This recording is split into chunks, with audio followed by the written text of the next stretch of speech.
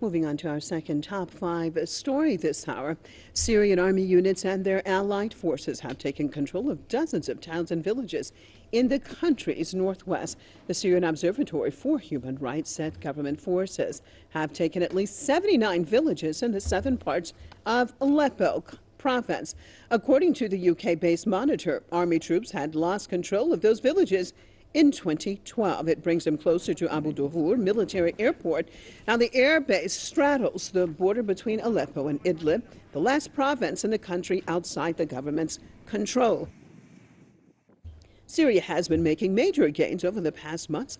The government has managed to clear vast swaths of land from the grip of terror groups in the west, north, and east of the country.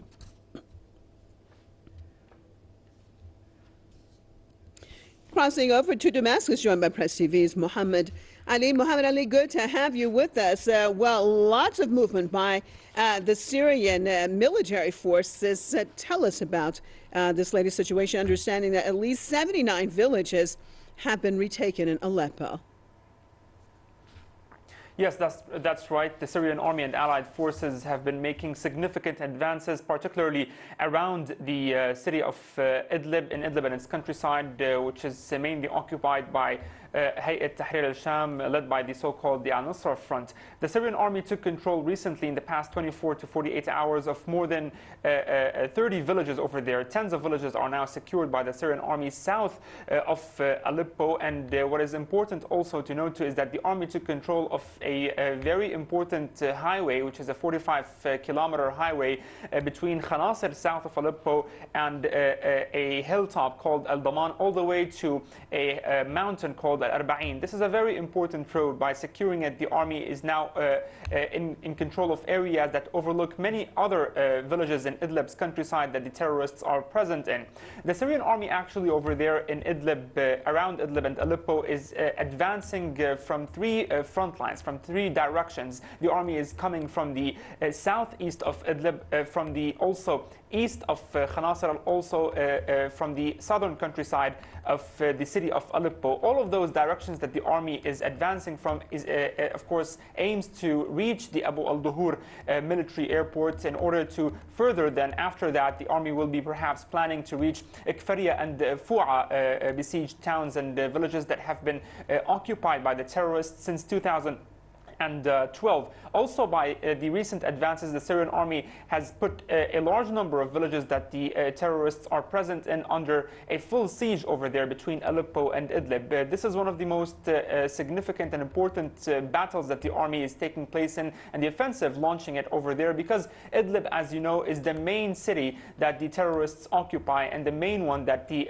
terrorists of the Al-Nusra Front and Hayat Tahrir al-Sham are heavily present in. You can remember in so many reconciliation deals also throughout the unrest, many of the terrorists who were forced to accept a deal to be evacuated were bussed out to Idlib. So you can see that Idlib is the main stronghold. It's the main city that all of the terrorists of the Al-Nusra Front and groups that joined forces with it are actually present in. And the army is currently fighting the Al-Nusra Front in particular, and those who, terrorist groups that have joined forces with it. Of course, not other groups that are considered by the West as the so-called moderate opposition groups, because Idlib is a de-escalation zone agreed on in Astana. But the Al-Nusra Front, since that it is not part of this deal, the Syrian army is carrying out this military operation. And we remember that the Russians said it, that 2018 will be the year that the Al-Nusra Front will be defeated, just like Daesh was defeated.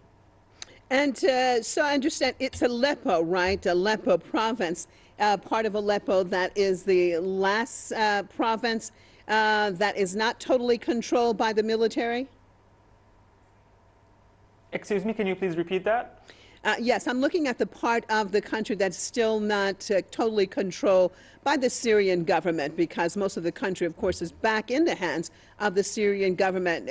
Can you talk about that aspect? Which province are we talking about? Is it Aleppo, the last province that's still not totally in the control of the Syrian government and military? Well, the city of Aleppo itself has been liberated by the Syrian army last year, but if we speak about the entire province, the countryside, yes, there are parts of Aleppo countryside to the east and to the north that are still not under the control of the Syrian government, and of course Idlib and its countryside, which stretches all the way to the and is linked to the Aleppo countryside. Also there is the Al-Nusra front. Yes, small parts of Aleppo countryside is still at the hands of the under the control of the terrorist groups, and also Idlib and its countryside. And the Syrian army is currently working on defeating the Al-Nusra front in those small parts of the Aleppo countryside, southern countryside, and then continue advancing in the Idlib and its countryside. And Muhammad Ali, in general in the country, and of course we're talking about the capital, first and foremost, you have seen a big change, a big increase in security, yes or no? Yes, of course. Now, if we look at the situation a couple of years ago on the ground, particularly as you have mentioned in Damascus, the situation shifted so much because the Syrian army is now in control of almost the entire countryside also of Damascus over here. For example, Damascus southwestern countryside, which last year terrorists were bussed out from Mughra al-Mir and also Beit Jin and Mazra'at Beit Jin. Those terrorists have been fighting the Syrian army for years over there. Since 2012, they have been bussed out to Idlib, also in Al-Qalamun on the borderline with Lebanon over there. There are so many areas, particularly around the capital, Damascus, that have been secured. Life has returned to normal, actually, on the streets in Damascus.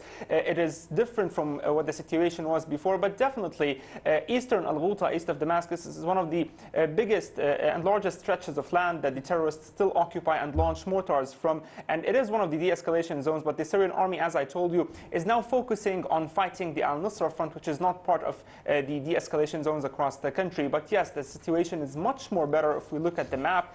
So many areas were secured, particularly around the capital, Damascus, and in areas also to the south near the Al-Quneitra and the occupied Golan Heights. So yes, a very big change on the map, and the Syrian army is now in control of much more land that it used to control years ago. All right. Well, thank you so much for that update. Out of Damascus, that's Press TV's Muhammad Ali.